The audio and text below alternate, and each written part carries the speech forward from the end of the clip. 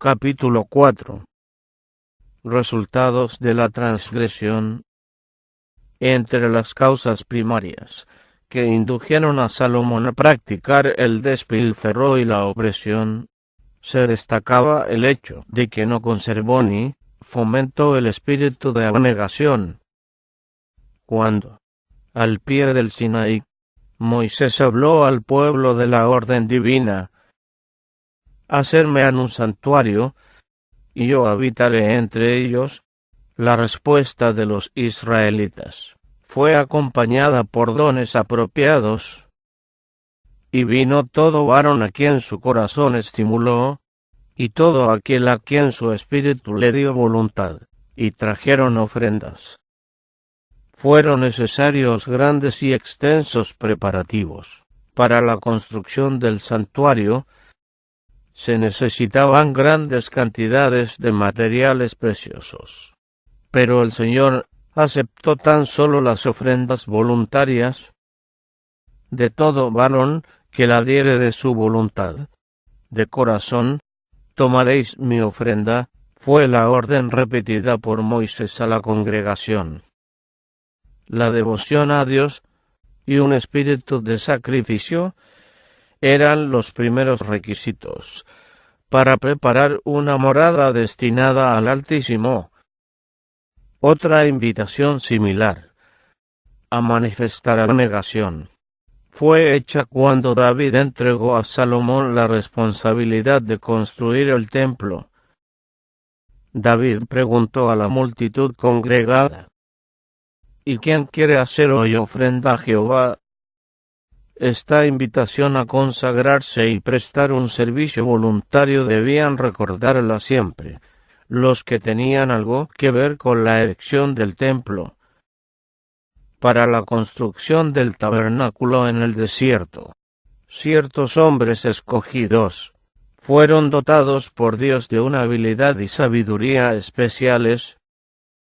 Y dijo Moisés a los hijos de Israel: «Mirad, Jehová ha nombrado a Bezalel, de la tribu de Judá, y lo ha henchido de espíritu de Dios, en sabiduría, en inteligencia, y en ciencia, y en todo artificio.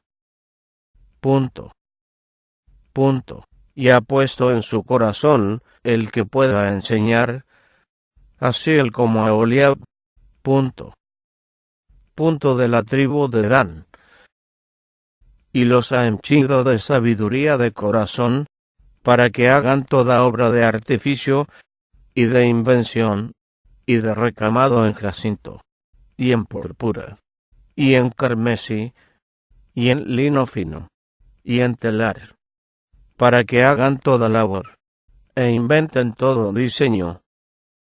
Hizo, pues, Bezaleel y Oholiab, y todo hombre sabio de corazón, a quien Jehová dio sabiduría e inteligencia. Los seres celestiales cooperaron con los obreros a quienes Dios mismo había escogido. Los descendientes de estos obreros heredaron en gran medida los talentos conferidos a sus antepasados. Durante un tiempo, esos hombres de Judá y de Dan permanecieron humildes y abnegados, pero gradual y casi imperceptiblemente dejaron de estar relacionados con Dios y perdieron su deseo de servirle desinteresadamente. Basándose en su habilidad superior como artesanos, pedían salarios más elevados por sus servicios. En algunos casos les fueron concedidos, pero con mayor frecuencia hallaban empleo entre las naciones circundantes. En lugar del noble espíritu de abnegación que había llenado el corazón de sus ilustres antecesores, albergaron un espíritu de codicia, y fueron cada vez más exigentes. A fin de ver complacidos sus deseos egoístas, dedicaron a servir a los reyes paganos la habilidad que Dios les había dado, y sus talentos a la ejecución de obras que deshonraban a su hacedor. Entre esos hombres, buscó Salomón al artífice maestro, que debía dirigir la construcción del templo sobre el monte Moria. Habían sido confiadas al rey especificaciones minuciosas, por escrito, acerca de toda porción de la estructura sagrada, y él podría haber solicitado con fe a Dios que le diese ayudantes consagrados, a quienes se habría dotado de habilidad especial para hacer con exactitud el trabajo requerido. Pero Salomón no percibió esta oportunidad de ejercer la fe en Dios. Solicitó al rey de Tiro un hombre hábil, que sepa trabajar en oro, y en plata, y en metal, y en hierro, en púrpura, y en grana, y en cárdeno, y que sepa esculpir, con los maestros que están conmigo en Judá y en Jerusalén. El rey fenicio contestó enviando a Hiram, hijo de una mujer de las hijas de Dan, mas su padre fue de Tiro. Hiram era por parte de su madre descendiente de Aholiaba, quien, centenares de años antes, Dios había dado sabiduría especial para la construcción del tabernáculo, de manera que se puso a la cabeza de los obreros que trabajaban para Salomón a un hombre cuyos esfuerzos no eran impulsados por un deseo abnegado de servir a Dios, sino que servía al Dios de este mundo, Mamón. Los principios del egoísmo estaban entretejidos con las mismas fibras de su ser. Considerando su habilidad extraordinaria, Hiram exigió un salario elevado. Gradualmente los principios erróneos que él seguía llegaron a ser aceptados por sus asociados, mientras trabajaban día tras día con él. Hacían comparaciones entre el salario que él recibía y el propio, y empezaron a olvidar el carácter santo de su trabajo. Perdieron el espíritu de abnegación, que fue reemplazado por el de codicia. Como resultado pidieron más salario, y éste les fue concedido. Las influencias funestas así creadas penetraron en todos los ramos del servicio del Señor y se extendieron por todo el reino. Los altos salarios exigidos y recibidos daban a muchos oportunidad de vivir en el lujo y el despilfarro. Los pobres eran oprimidos por los ricos. Casi se perdió el espíritu de altruismo. En los efectos abarcantes de estas influencias puede encontrarse una de las causas principales de la terrible apostasía en la cual cayó el que se contó una vez entre los más sabios de los mortales, el agudo contraste entre el espíritu y los motivos del pueblo que había construido el tabernáculo en el desierto, y los que impulsaron a quienes erigían el templo de Salomón, encierra una lección de profundo significado. El egoísmo que caracterizó a quienes trabajaban en el templo halla hoy su contraparte en el egoísmo que existe en el mundo. Abunda el espíritu de codicia, que impulsa a buscar los puestos y los sueldos más altos. Muy rara vez se ve el servicio voluntario y la gozosa abnegación manifestada por los que construían el tabernáculo.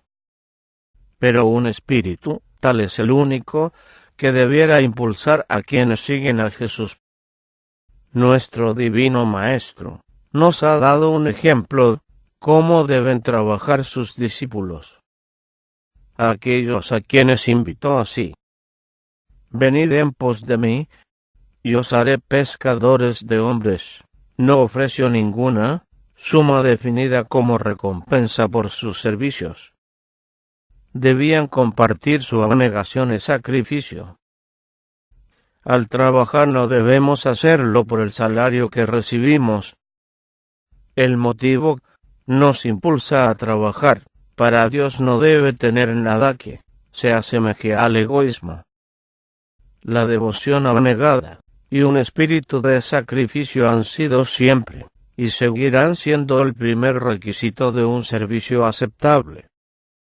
Nuestro Señor y Maestro quiere que no haya una sola fibra de egoísmo entretejida con su obra.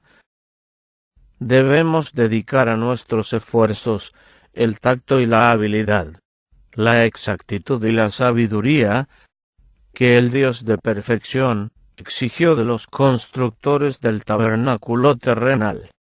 Y sin embargo, en todas nuestras labores debemos recordar que los mayores talentos o los servicios más brillantes son aceptables tan solo cuando ello se coloca sobre el altar como un holocausto vivo.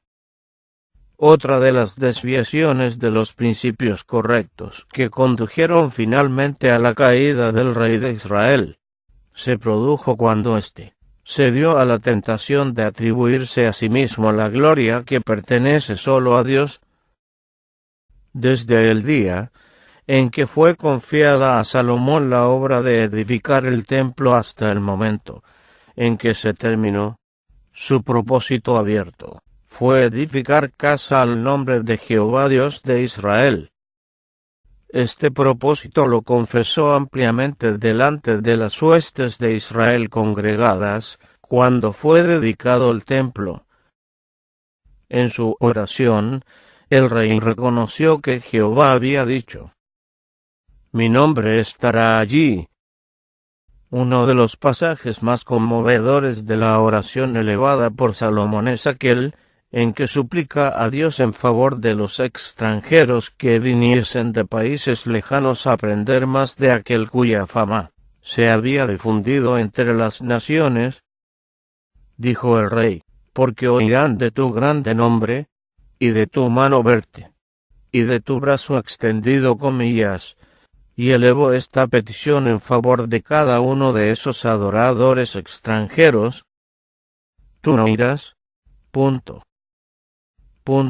Y harás conforme a todo aquello por lo cual el extranjero hubiere a ti clamado, para que todos los pueblos de la tierra conozcan tu nombre, y te teman, como tu pueblo Israel, y entiendan que tu nombre es invocado sobre esta casa que yo edifique. Al final del servicio, Salomón había exhortado a Israel a que fuese fiel a Dios, para que, dijo él, todos los pueblos de la tierra sepan que Jehová es Dios, y que no hay otro. Uno mayor que Salomón había diseñado el templo, y en ese diseño se revelaron la sabiduría y la gloria de Dios. Los que nos habían esto admiraban y alababan naturalmente a Salomón como arquitecto y constructor, pero el rey no se atribuyó ningún mérito por la concepción ni por la construcción. Así sucedió cuando la reina de Seba vino a visitar a Salomón. Habiendo oído hablar de su sabiduría y del magnífico templo que había construido, resolvió probarle con preguntas y conocer por su cuenta sus renombradas obras. Acompañada por un séquito de sirvientes y de camellos que llevaban especias y oro en grande abundancia y piedras preciosas, hizo el largo viaje a Jerusalén. Y como vino a Salomón, propúsole todo lo que en su corazón tenía. Conversó con él de los misterios de la naturaleza, y Salomón la instruyó acerca del Dios de la naturaleza, del gran Creador, que mora en lo más alto de los cielos, y lo rige todo. Salomón le declaró todas sus palabras, ninguna cosa quedó que Salomón no le declarase. Y cuando la reina de Seba vio toda la sabiduría de Salomón, y la casa que había edificado, quedóse enajenada. reconoció: verdad es lo que oí en mi tierra de tus cosas y de tu sabiduría. Mas yo no lo creía, hasta que he venido, y mis ojos han visto, que ni aun la mitad fue lo que se me dijo. Es mayor tu sabiduría, y bien que la fama que yo había oído. Bienaventurados tus varones, dichosos estos tus siervos, que están continuamente delante de ti, y oyen tu sabiduría. Al llegar al fin de su visita, la reina había sido cabalmente enseñada por Salomón con respecto a la fuente de su sabiduría y prosperidad, y ella se sintió constreñida, no a ensalzar al agente humano, sino a exclamar: Jehová, tu Dios sea bendito, que se agradó de ti para ponerte en el trono de Israel. Porque Jehová ha amado siempre a Israel, y te ha puesto por rey, para que hagas derecho y justicia. Tal era la impresión que Dios quería que recibiesen todos los pueblos. Y cuando todos los reyes de la tierra procuraban ver el rostro de Salomón, por oír su sabiduría que Dios había puesto en su corazón, Salomón honró a Dios durante un tiempo, llamándoles la atención al Creador de los cielos y la tierra, gobernante omnisciente del universo. Si con humildad Salomón hubiese continuado, desviando de sí mismo la atención de los hombres para dirigirla hacia aquel que le había dado sabiduría, riquezas y honores, cuán diferente habría sido su historia. Pero así como la pluma inspirada relata sus virtudes, atestigua también con fidelidad su caída. Elevado al pináculo de la grandeza, y rodeado por los dones de la fortuna, Salomón se dejó marear, perdió el equilibrio y cayó, constantemente alabado por los hombres del mundo. No pudo a la larga resistir la adulación. La sabiduría que se le había dado para que glorificase del dador, le llenó de orgullo, permitió finalmente que los hombres hablasen de él como del ser más digno de alabanza por el esplendor sin parangón del edificio proyectado y erigido para honrar el nombre de Jehová Dios de Israel. Así fue como el templo de Jehová llegó a ser conocido entre las naciones como el templo de Salomón. El agente humano se atribuyó la gloria que pertenecía a aquel que más alto está sobre ellos.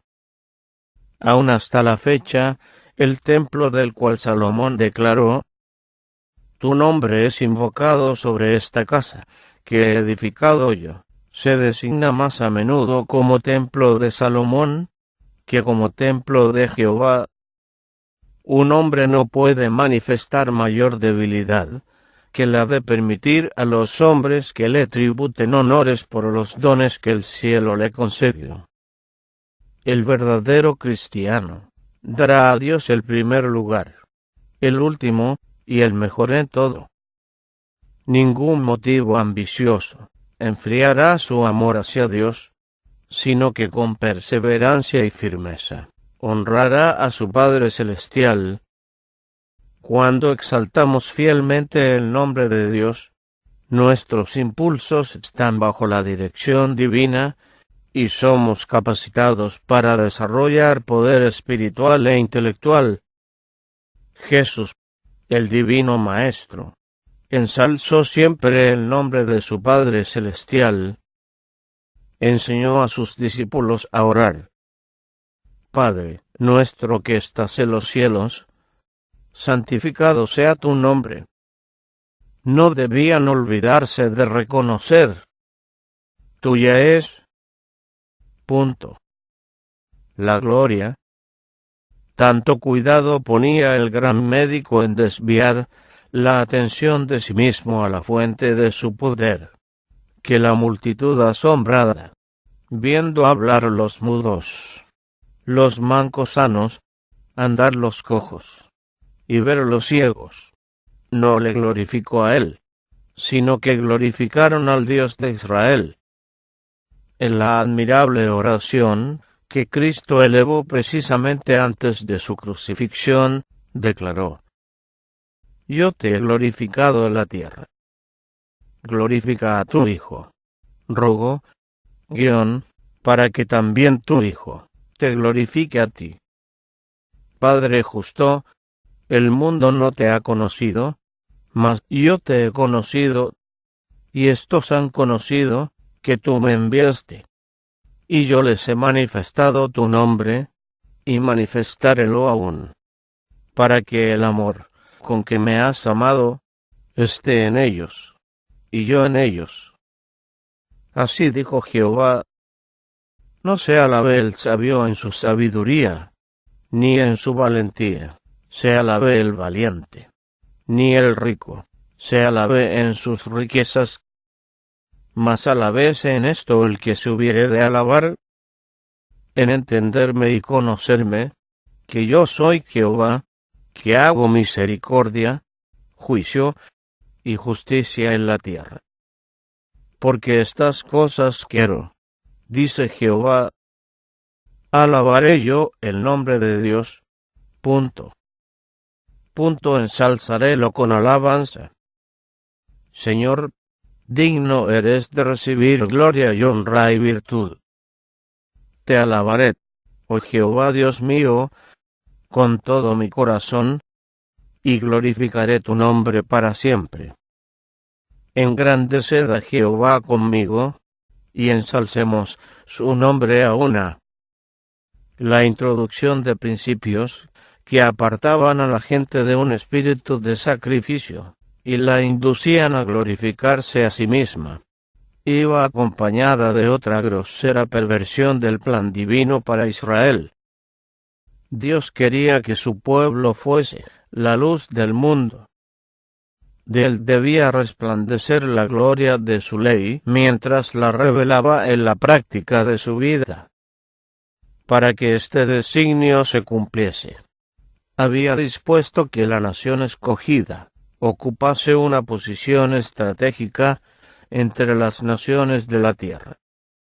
En los tiempos de Salomón, el reino de Israel se extendía desde Hamat en el norte hasta Egipto en el sur, y desde el mar Mediterráneo hasta el río Éufrates. Por este territorio cruzaban muchos caminos naturales para el comercio del mundo, y las caravanas provenientes de tierras lejanas pasaban constantemente en un sentido y en otro. Esto daba a Salomón y a su pueblo oportunidades favorables para revelar a hombres de todas las naciones el carácter del Rey de Reyes, y para enseñarles a reverenciarle y obedecerle. Este conocimiento debía comunicarse a todo el mundo mediante la enseñanza de los sacrificios y ofrendas. Cristo debía ser ensalzado delante de las naciones, para que todos pudiesen vivir, puesto a la cabeza de una nación que había sido establecida como faro para las naciones circundantes. Salomón debiera haber usado la sabiduría que Dios le había dado, y el poder de su influencia, para organizar y dirigir un gran movimiento destinado a iluminar a los que no conocían a Dios ni su verdad. Se habría obtenido así que multitudes obedeciesen los preceptos divinos. Israel habría quedado protegido de los males practicados por los paganos, y el Señor de Gloria habría sido honrado en gran manera. Pero Salomón perdió de vista este elevado propósito. No aprovechó sus magníficas oportunidades para iluminar a los que pasaban continuamente por su territorio, o se detenían en las ciudades principales. El espíritu misionero que Dios había implantado en el corazón de Salomón y en el de todos los verdaderos israelitas, fue reemplazado por un espíritu de mercantilismo. Las oportunidades ofrecidas por el trato con muchas naciones fueron utilizadas para el engrandecimiento personal. Salomón procuró fortalecer su situación políticamente edificando ciudades fortificadas en las cabeceras de los caminos dedicados al comercio. Cerca de Jope, reedificó Geser, que estaba sobre la ruta entre Egipto y Siria. Al oeste de Jerusalén, Betorón, que dominaba los pasos del camino que conducía desde el corazón de Judea a Geser y a la costa.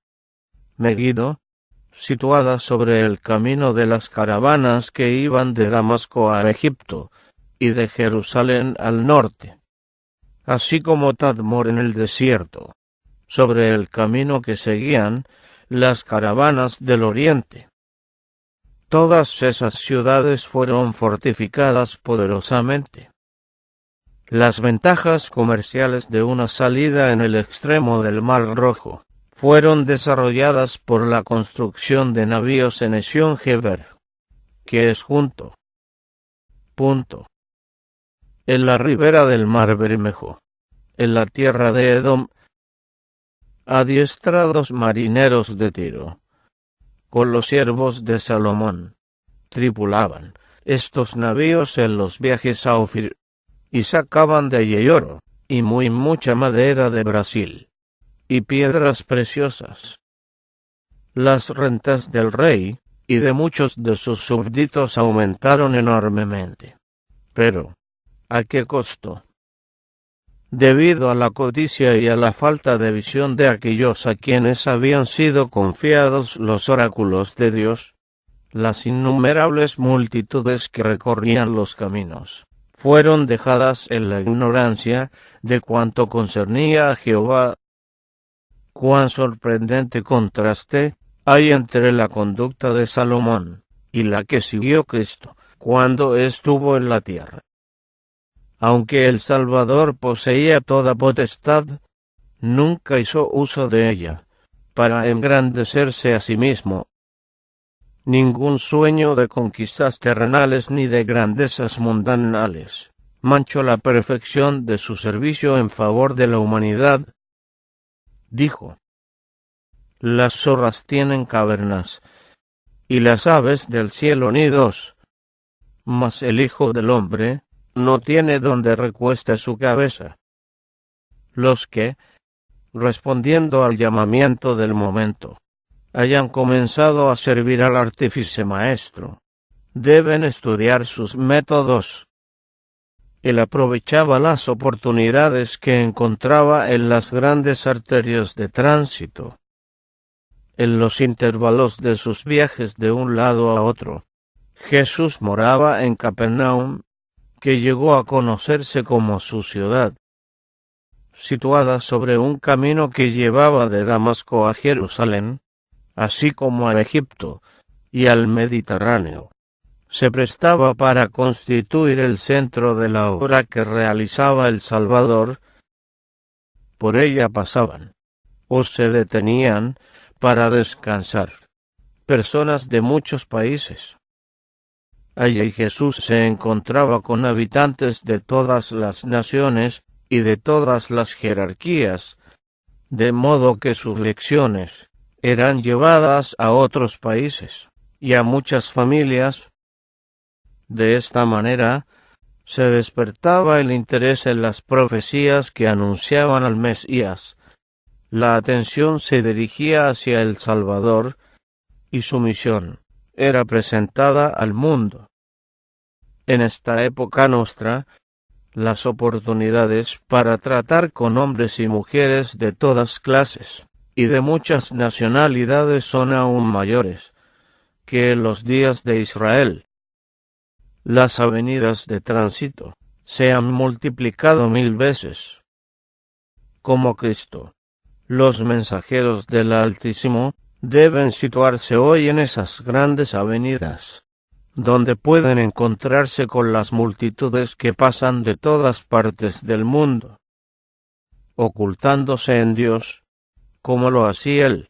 Deben sembrar la semilla del Evangelio, presentar a otros las verdades preciosas de la Santa Escritura, que echarán raíces profundas en las mentes y los corazones, y brotarán para vida eterna. Solemnes son las lecciones que nos enseña el fracaso sufrido por Israel en aquellos años, durante los cuales tanto el gobernante como el pueblo se apartaron del alto propósito que habían sido llamados a cumplir.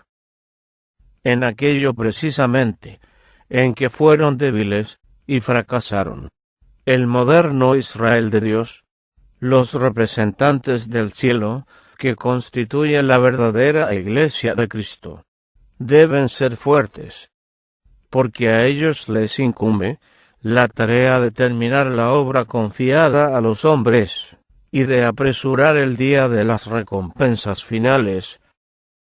Sin embargo, es necesario hacer frente a las mismas influencias que prevalecieron contra Israel cuando reinaba Salomón. Las fuerzas del enemigo de toda justicia están poderosamente atrincheradas, y sólo por el poder de Dios puede obtenerse la victoria. El conflicto nos espera exige que ejercitemos un espíritu de abnegación, que desconfiemos de nosotros mismos y dependamos de Dios solo, para saber aprovechar sabiamente toda oportunidad de salvar almas. La bendición del Señor acompañará a su Iglesia mientras sus miembros avancen unidos, revelando a un mundo postrado en las tinieblas del error la belleza de la santidad según se manifiesta en un espíritu abnegado como el de Cristo, en el ensalzamiento de lo divino, más que de lo humano, y sirviendo con amor e incansablemente a aquellos que tanto necesitan las bendiciones del Evangelio. En todo diseño hizo, pues, Bezaleel y Aholiab, y todo hombre sabio de corazón, a quien Jehová dio sabiduría e inteligencia. Los seres celestiales cooperaron con los obreros a quienes Dios mismo había escogido.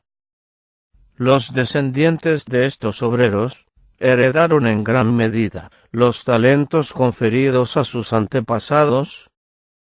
Durante un tiempo, esos hombres de Judá y de Dan permanecieron humildes y abnegados, pero gradual y casi imperceptiblemente dejaron de estar relacionados con Dios y perdieron su deseo de servirle desinteresadamente.